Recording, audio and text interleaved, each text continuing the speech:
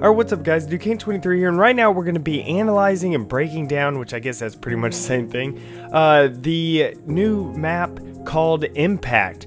But at the very beginning, they do show this little gameplay, I guess you would say, on Ravine, where it shows the Mantis, you know, shooting at some things and stuff. So right there, that does confirm that Mantis is a forgeable object. And also it shows the Rocket Hog, so that does confirm that the Rocket Hog is back.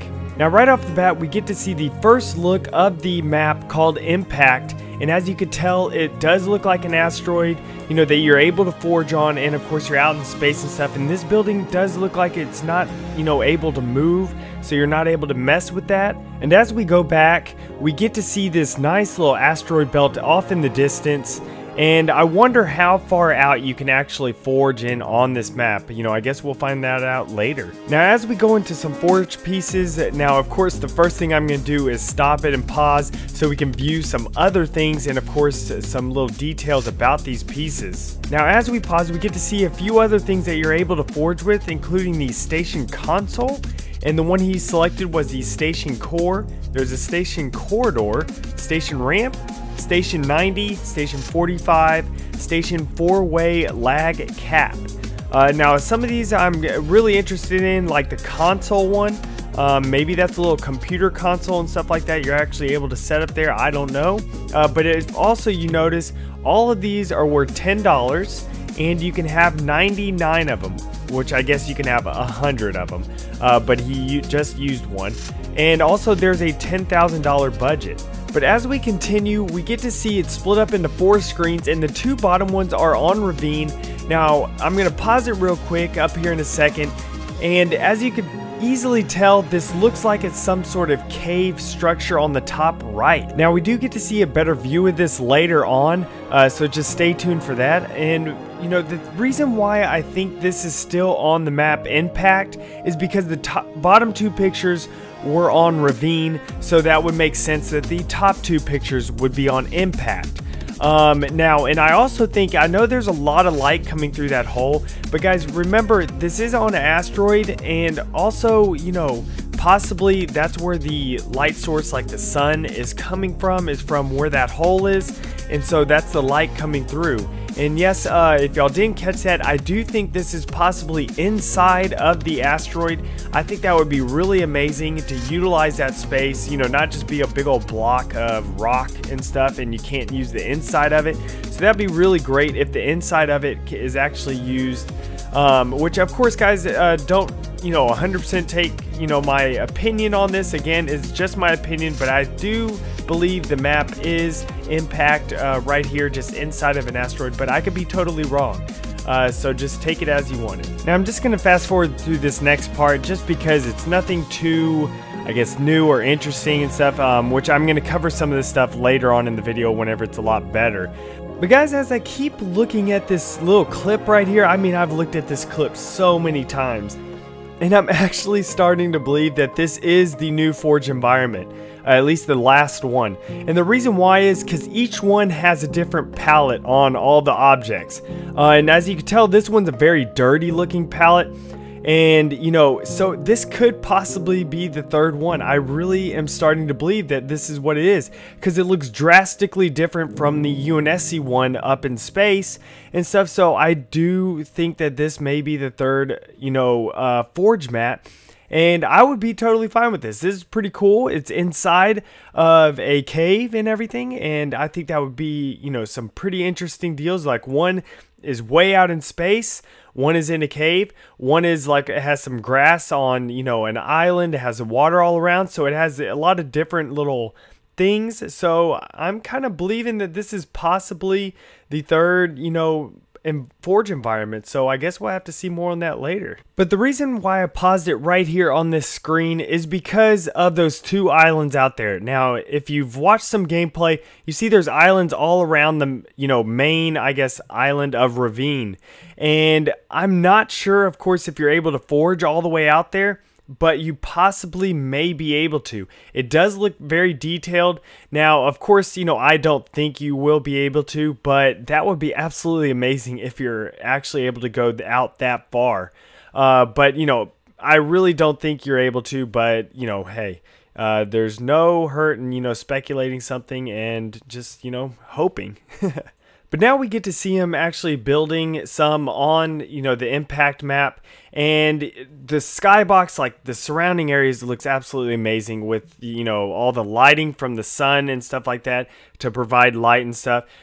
So it looks great. As you could tell, whenever you go into the normal mode, whenever you're Spartan and the dynamic lighting shows up, that stays like that. If you notice that far right piece over there, it has the shadows and everything on it, so it'll stay like that while you're forging the rest of the time. So you don't have to worry about, oh, I wonder how this will look with dynamic lighting after you've already gone into your little Spartan mode and stuff. So, that's going to be pretty nice that you're able to do that. So that'll provide just, something a little bit better.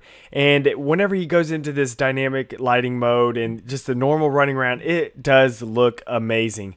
How the lights come through the windows and stuff, it just looks great. It looks like the glass won't affect like all the lagging and stuff like that, kind of how it did in Reach. So that's really nice also. But if we hit the reverse button here, we could clearly see, that everything is pretty close. Like those other islands off in the distance, they are relatively close, so it's pretty interesting. And of course, we get to see, that there's stairs, which we saw those in previous things, but that is nice actually having stairs and not just everything is ramps and stuff. So that's just something really nice in the aesthetics, and we get to see them lock that one piece right there, which that's why it turns red and stuff. But yeah, you can see how close all those other things are. Now right there we get to see him build it with 2-story piece. Now we don't know how expensive those 2-story pieces are because normally they are pretty expensive, so let's hope that they're not that expensive. But if we slow it down right here, you get to see that there's an asteroid on the left side, and then there's like a little path of asteroids, like smaller ones, that lead to this main one over here. So that gives you the ability to be able to have 2 bases on each side and have a big old bridge going across or something like that. And so you're able to have, some nice, I guess, like capture the flag or even Slayer stuff, where 2 teams on each side. And of course, some great race maps and stuff. But I also like the asteroid belt moving in the background. It just provides some nice aesthetics around the entire map to make it feel a little bit more lively and everything like that. But if we hit the reverse button real quick and go back, I do want to zoom in on all this stuff that they're going through so we get to see what exactly they are going through. And if you notice right here, you got the, Covenant Forerunner weapons, the abilities gadgets, and also we got the Ordnance drops here. So here's an initial drop, which is just immediately once the game starts. There's a random drop, which of course randomly drops, and then objective drop, which is, once you get a like objective type of thing, it drops and everything. So that's pretty nice how they, have that incorporated in there. So you are able to do the, I guess, Infinity Slayer style maps where you can, have all the weapon drops and stuff like that. I mean, all the ordnance drops and everything. So it just provides a little bit better forge, and I'm sure people will come up with some really great custom games whenever they do stuff with this. Now we're going to go ahead and fast forward through this part right here until right here, and then we get to see the spawning, the gadgets, the armor abilities, and right up top we finally get to see the human weapons that wasn't shown in the previous screen. So it's really nice to be able to see 3 weapon types there, which I know we already know that in Halo 4, but it's still something really nice. But right here we get to see the Dominion game type, so we can forge with the Dominion game type and set up like bases and stuff like that, which I was really cool. And also there's scenery there, which I wonder what type of scenery they will be having.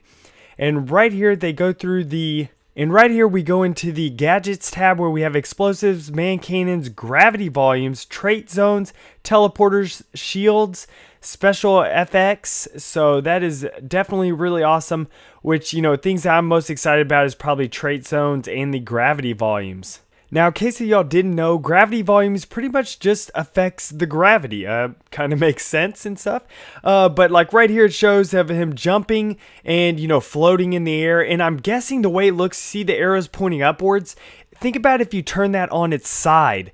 I bet the gravity is affected. It'll push or pull you towards, whichever way it's pointing.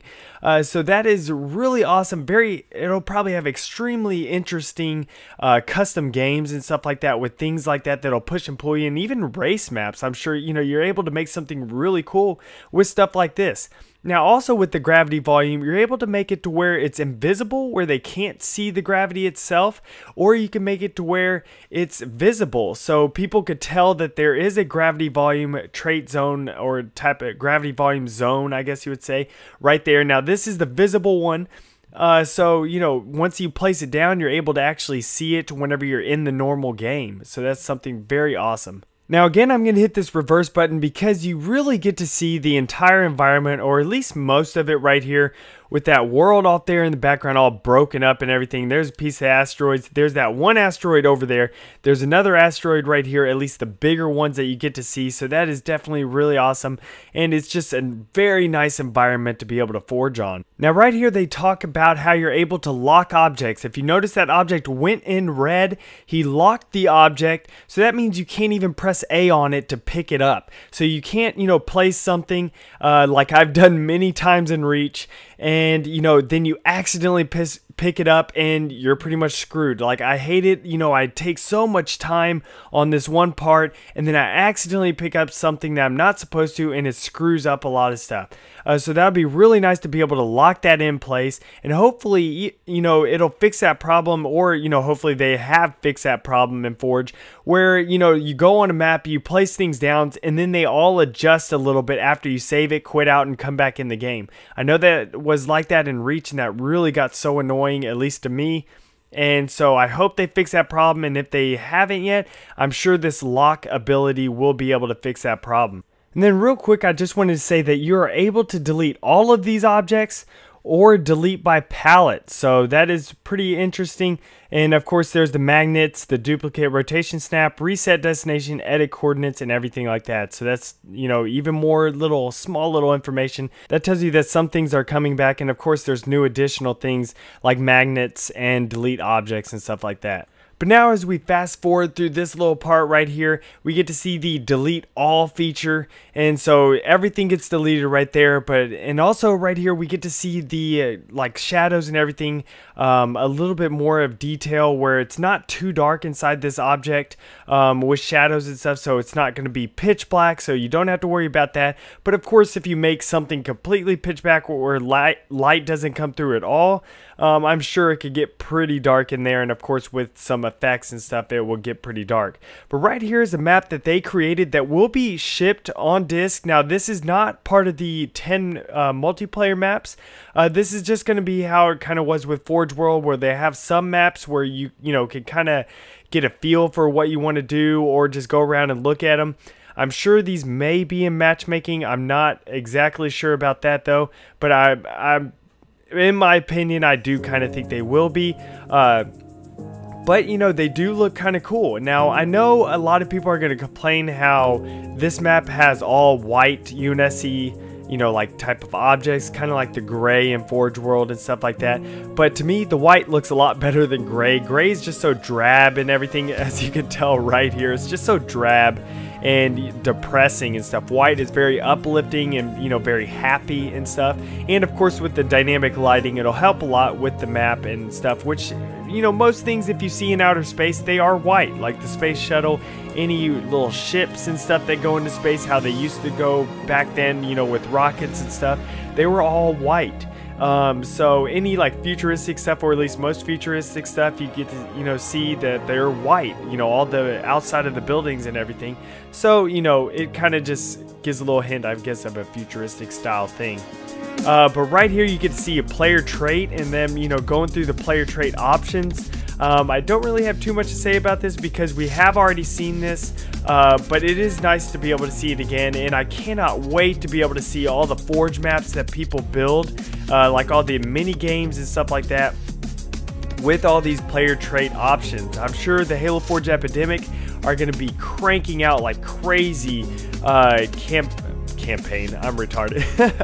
Are we gonna be cranking out like crazy mini games and stuff like that? I'm sure Darth Human will be doing that. I'm sure there's gonna be some great infection game types with all these player traits and stuff, so it's gonna be really interesting to be able to see what you can do with the player traits and everything like that.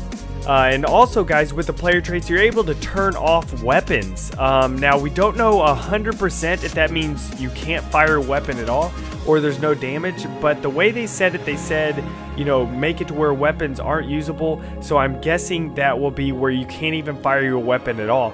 So that would be really awesome in infection game types and things like that, to where you don't want, you know, some people to, you know, shoot a certain weapon in a certain area.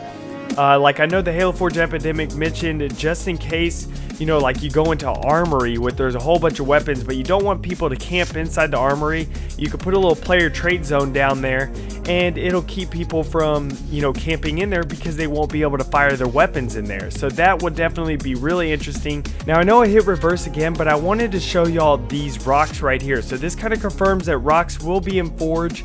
And so, you know, it's just something, I guess, extra, just something nice that, you know, they put back in there that we really enjoyed using in the Halo Reach's Forge world. So it's just something really great to be able to see again. Now, as we fast forward back to the part where we were at, I just want to ask, what do y'all guys think of this map? You know, will y'all really enjoy forging on it, or do you wish there was kind of something else? But again, man, look at the lighting on this, the shadows. Everything just looks great. It really makes the maps a lot more believable that, you know, it's a real place and stuff, having the shadows. Right here it shows, you know, you're not able to make that jump, which, you know, of course you're not able to. It's way higher than what you are as a Spartan. But then he brings up a trait zone, and he's easily able to make the jump height, at least on that first go. Wasn't able to make the actual jump because he was a little bit too far back, but he makes it the second time. So it's really cool that you'll be able to have something like this in a multiplayer match. But guys, can you please give this a like if you really enjoyed it and help spread the word about this video? And also subscribe if you haven't already for more Halo 4 news and also analysis videos and breakdowns and stuff like that. And I will see y'all next time. Later, guys.